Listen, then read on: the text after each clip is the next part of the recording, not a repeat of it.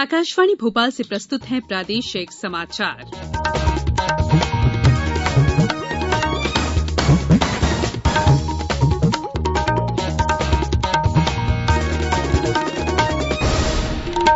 नमस्कार, समाचारों के साथ मैं संयुक्ता बैनर्जी। पहले मुख्य समाचार। भारत के औषध महानियंत्रक ने कोविड के 2 टीके कोविशील्ड और कोवैक्सीन के सीमित उपयोग की अनुमति दी। राज्यपाल आनंदीबेन पटेल ने 2 मंत्रियों तुलसीराम सिलावट और गोविंद सिंह राजपूत को पद और गोपनीयता की शपथ ग्रहण कराई। मुख्यमंत्री शिवराज सिंह चौहान ने कहा, सार्वजनिक संपत्ति को नुकसान पहुंचाने वालों को कड़ी सजा देने बनेगा कानून। प्रदेश में बर्ड फ्लू की संभावना को देखते हुए पशुपालन विभाग ने जारी की एडवाइजरी। और अच्छी खबर में आप सुनेंगे आदिवासी बहुल उमरिया जिले की ग्रामीण महिलाओं की आत्मनिर्भरता की कहानी। अब समाचार विस्तार से। भारत के औषध महानियंत्रक ने आपात स्थिति में कोविड के 2 टीकों भारतीय सीरम संस्थान के कोविशील्ड और भारत बायोटेक के कोवैक्सीन के सीमित उपयोग की अनुमति दे दी है।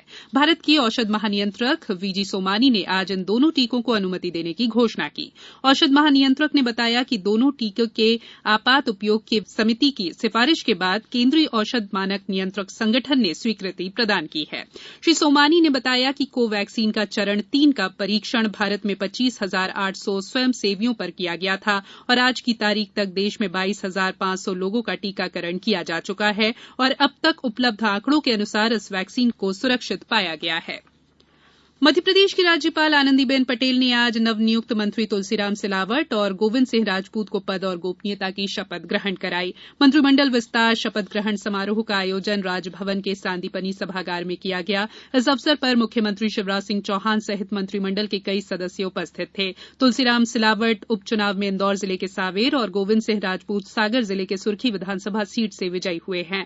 उधर शिवराज कैबिनेट में मंत्री इमरती देवी और राज्य मंत्री गिरिराज दंडोतिया के इस्तीफे मंजूर कर नोटिफिकेशन जारी कर दिया गया। उपचुनाव हारने के बाद दोनों नेताओं का मंत्री पद से इस्तीफा 6 महीने का कार्यकाल पूरा होने के बाद स्वीकार किया गया। जस्टिस मोहम्मद रफीक ने आज मध्यप्रदेश के 29वें चीफ जस्टिस के रूप में शपथ ली। उन्हें राज्यपाल आनंदीबेन पटेल ने राजभवन में पद की शपथ दिलाई। इस अवसर पर मुख्यमंत्री शिवराज सिंह चौहान सहित कई जज मौजूद रहे।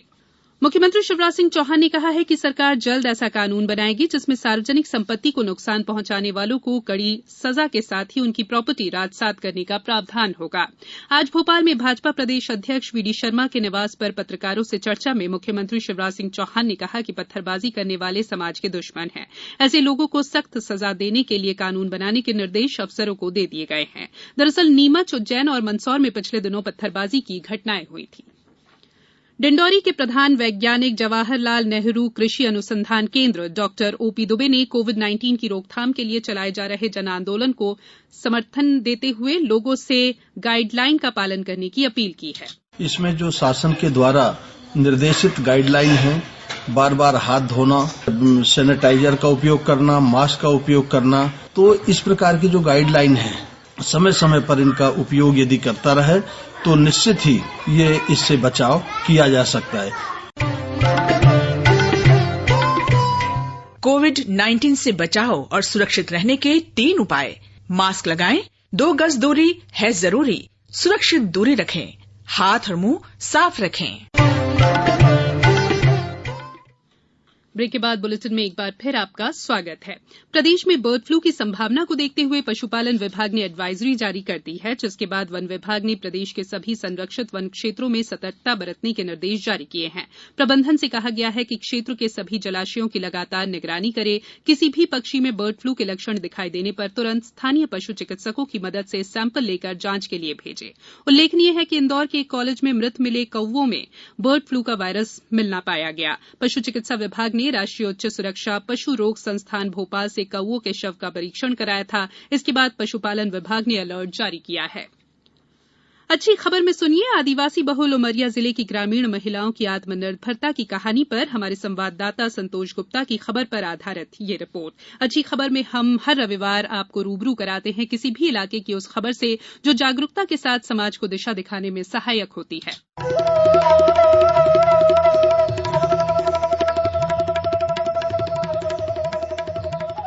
मध्य प्रदेश के आदिवासी बहुल उमरिया जिले की ग्रामीण महिलाएं अपने हुनर से प्रधानमंत्री नरेंद्र मोदी के दिए गए मंत्र वोकल फॉर लोकल को चरितार्थ करती नजर आ रही हैं।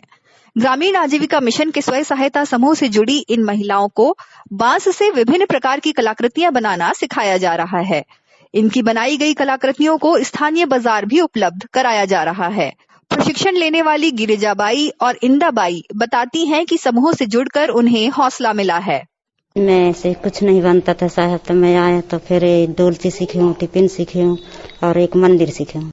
इंदाबाई बेन उमरिया बसेली क्यों विकास खंड मानपुरा जिला उमरिया है, वहाँ के रहने वाली हूँ। जो बने बांस के बर्तन वहाँ बना रही थी, सूपा जहुआ टोकनी, तो बांस ज्यादा लगते थे, पैसे की आमदनी कम हो रही थी, इसलिए मैंने यहाँ उपस्थित हूँ ट्रेनिंग में। 1 तारीख से आकर 13 तारीख तो यहाँ मैंने ट्रेनिंग दी, सब कुछ सीखी। पंखा, टोपा, सुराही और मटके, नई नई चीजें ऐसी सीखी जिसमें मेरे को फायदा होगा और बांस कम लगेंगे। स्टेट बैंक ऑफ इंडिया का स्वरोजगार प्रशिक्षण संस्थान ग्रामीण आजीविका मिशन के अंतर्गत महिलाओं को 12 दिन का प्रशिक्षण देता है। उमरिया में ग्रामीण आजीविका मिशन के समन्वयक नीरज परमार बताते हैं कि प्रशिक्षण से यह पारंपरिक कार्य महिलाओं के लिए आमदनी का जरिया बन गया है। आज जो देख रहा हूँ ये महिलाओं में कितना सुधार है। आगे पिछले 13 दिन पहले ये महिलाएं यहाँ प्रशिक्षण लेने के लिए तैयार नहीं थी, लेकिन आज ये महिलाएं यहाँ से जाने के लिए सोच रही हैं कि हम जाएं कि ना जाएं। यही मेरे लिए बहुत बड़ी बात है और इनका पूरा प्लान होगा मेरे पास कि किस तरह इनको इनकम होगा।